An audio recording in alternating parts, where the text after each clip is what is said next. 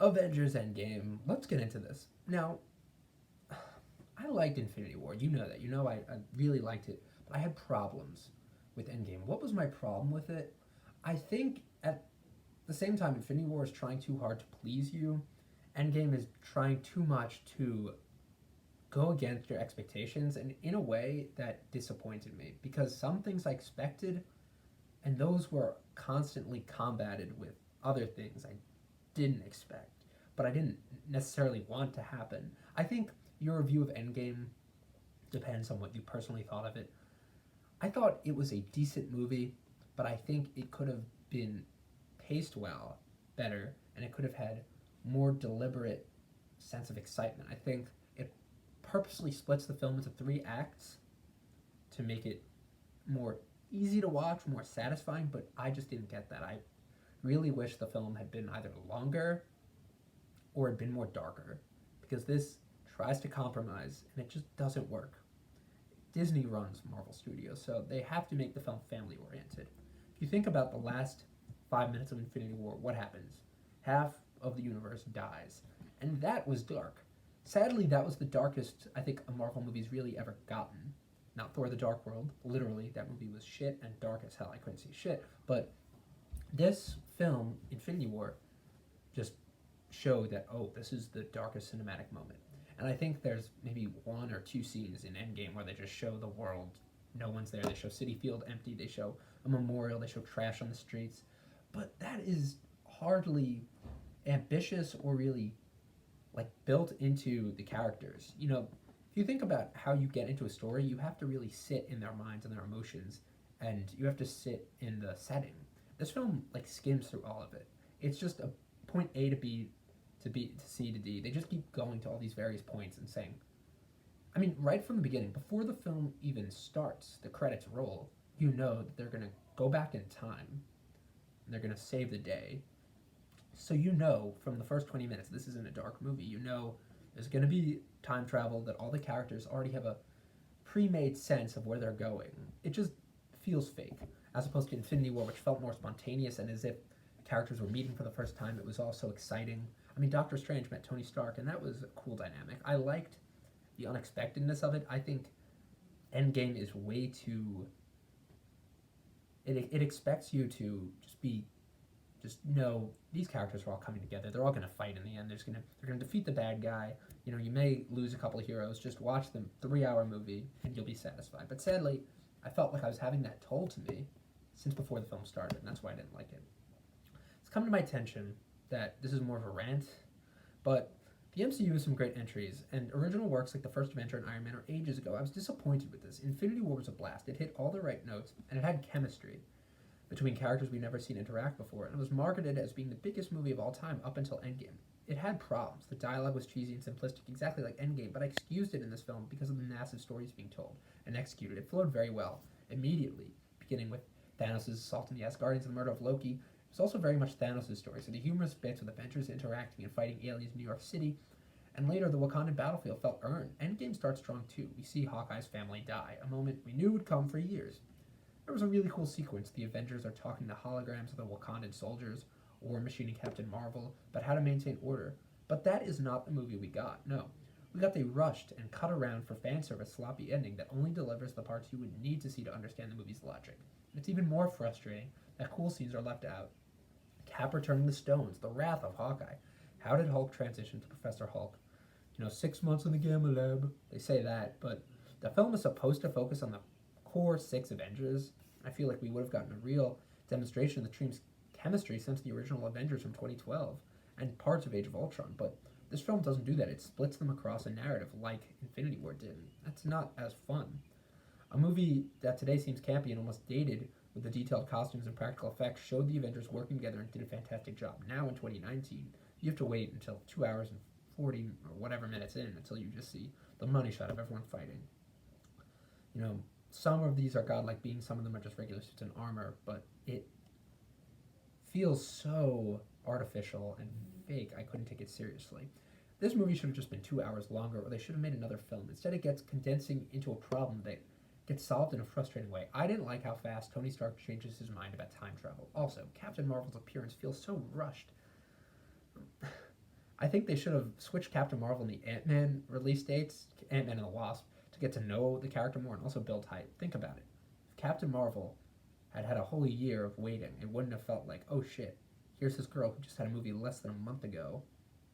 And then also that Ant-Man and the Wasp, great cliffhanger at the end, would have just been like, oh shit, this movie comes out in a month. Still, I was happy with Ant-Man and the Wasp, but I think they just should have switched those release dates. Scott, and especially Carol, appearing and working with the Avengers feels so forced and unearned. Why should we care about these characters? Infinity War did a great job spreading out its large cast in a grand scale environment with multiple set pieces, and here, even when the six Avengers are together, it somehow feels smaller. We revisit the Battle of New York, but like all of the throwbacks, this is just an Easter egg extravaganza.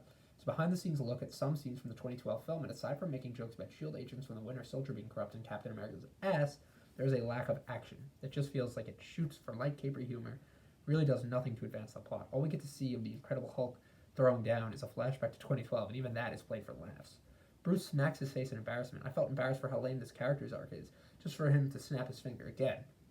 For a film about the six Avengers, it really doesn't focus in on them or their dynamic. There isn't even really an emotional connection to those who died in the shocking Infinity War ending. In fact, it's so distant from feeling the loss and destruction. We don't even see the Avengers helping at all. Sure, Cap is in therapy talking to people so Joe Russo can make a cameo.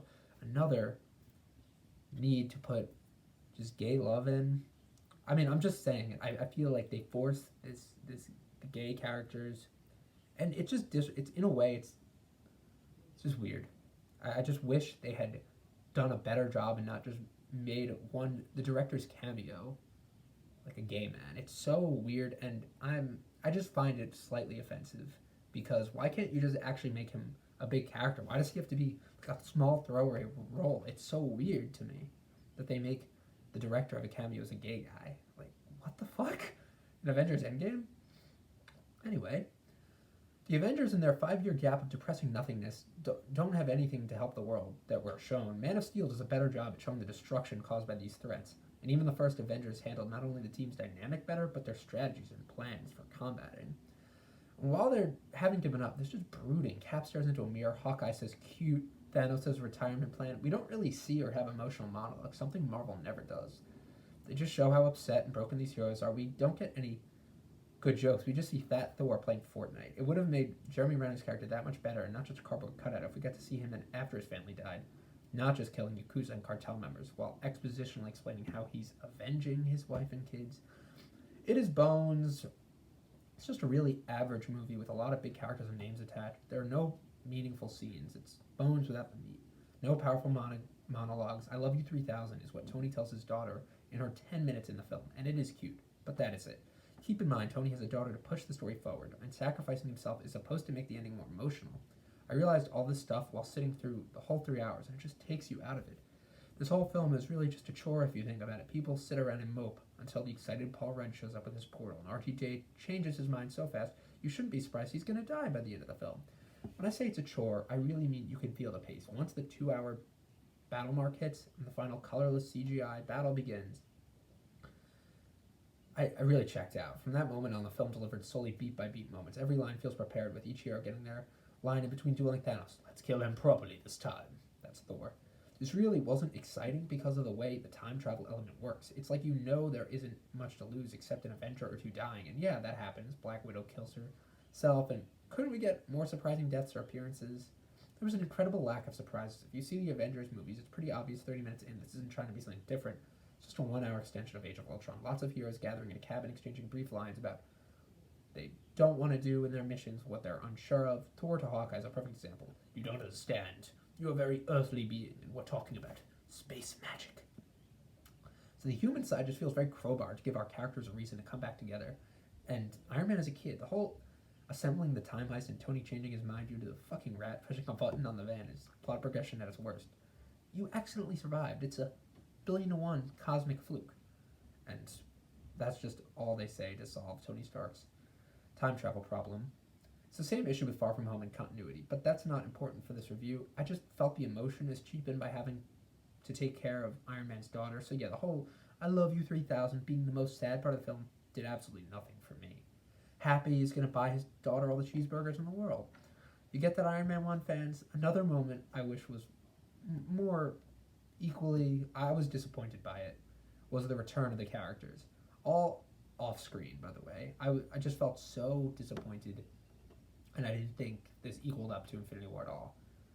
Spider Man informs us Doctor Strange said it's been 5 years, they need us, and he started doing this sparkly thing that he does. And in that 5 seconds, we get all the rush fan service I guess people wanted to see. I mean, off screen, all these characters just come back through portals, and it's so anticlimactic in my opinion because I hate to be the dick here when it comes to the scene everyone loves. Everyone says that's the money shot, everyone coming out of the portals, but it's so fake. And I wish I could have believed it more. If I didn't know that was going to happen a year ago, after Doctor Strange whisked everyone away, I would have liked it more. It's just you have to wait a year for this one scene and nothing else. Everything else is a disappointment and pretty much expected. Like even Pepper Potts shows up somehow. Now this was supposed to be one of the coolest moments of the film, but it didn't work for me. I mean, everyone swoops in from their portals, posing in ranking of order of who has the highest grossing movie. No shit, Black Panther is the first face we see, and his ugly CGI mask does that stupid fadeaway, so we know it's him. I mean, I doubt anyone really thought any of these heroes would permanently stay dead, but it's the lack of a real struggle to get these stones and build a gauntlet and snap to bring everyone back. So when it happens, it just feels like it happens because there's 25 minutes left, and we want to have a cool shot of them all lined up. But the way every hero pops up is like how the lines are delivered so matter-of-factly, with the thunderous scores, Star-Lord and Peter Parker pose in the spotlight for applause breaks. You know, you basically are just waiting for each character to swoop in, and just applause break, Black Panther's here. You even hear on your left as Falcon swoops in, and I hated how they did that. It was so bad.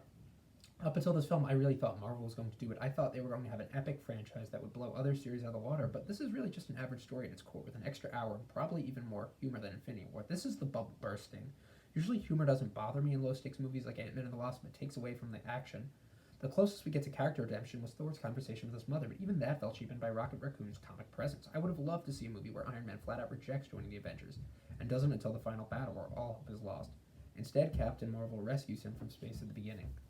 And I won't even blame Endgame for her lack of a real role, but the film doesn't do her justice, and the core Avengers or any heroes like Ant-Man, who survived Infinity War snap. And now we're just tagging along to say things like, I think you have a nice ass, Captain America. That's America's ass. Why not Ant-Man action sequences? Why not Captain Marvel teaming up with Peter Parker to fight aliens? Instead of that one humorous exchange so we can see memes about it all day, why not a real threat against Avengers? At this point, Thanos is just chilling while everyone else is busting ass until the final battle, and maybe if Thanos was doing more than just talking to a clone of Nebula, he would have had a more sinister presence. His death is clearly coming, and while Infinity War, fuck every Avengers movie, just built him up to be the big bad guy, he takes a back seat in this film until the final showdown, where you know he's going to die. It's honestly a lame death for this character, as Thanos just sits there, takes 3 minutes to get dusted. I'm surprised the Russos didn't explain this away, as they've done every other nonsensical plot hole. You know, Thanos is such a powerful being, it takes him the longest out of his CGI friends to get dusted. That said, the film waits like 2 hours 30 minutes before giving us an incredibly average, predictable ending. Cap goes back in time. He comes back as an old man. So many things wrong with this, and maybe we will see Cap's adventures during the 40s. I have a feeling he would go live in the past, but also seeing him as an old man again, plot holes aside, in my eyes, was not a proper send-off for the character. It has to be a great final shot of him dancing with his girlfriend, but that's how it should have stayed. Tony's funeral is also a great scene to bring everyone together and remains one of the franchise's strongest moments, even though you could argue many of them never knew Tony and should have gone to Black Widow's funeral as well. Maybe we'll see that in her solo film, mid-credit scene, just Black Widow funeral.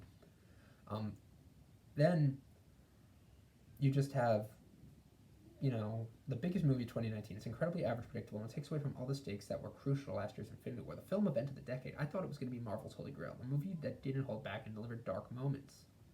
Great action, but admittedly, they have just proved they want to be family-friendly, keep all their characters alive, and keep those billion-dollar superhero films going. And they're doing a great job. If you ask Kevin Feige or the Russos, I mean, they just crossed the billion-dollar line to the highest-grossing movie of all time, so I bet they don't care how the story is because they went home kings of the box office. Anyway, yeah, that's what I thought of the movie. Like, if that portal scene wasn't so stupid with Black Panther coming out, his mask coming off, that stupid CGI fadeaway, I would have maybe liked it more. Yeah. But think about it, like Wakanda gets such a big setup in the first one, and now in this one, it's just like, fuck that, we're just gonna have a battle in upstate New York. Okay. Did you like Avengers Endgame? I'd like you to comment below if you liked it. We should have a debate about this. So comment below. Let me know if you liked it.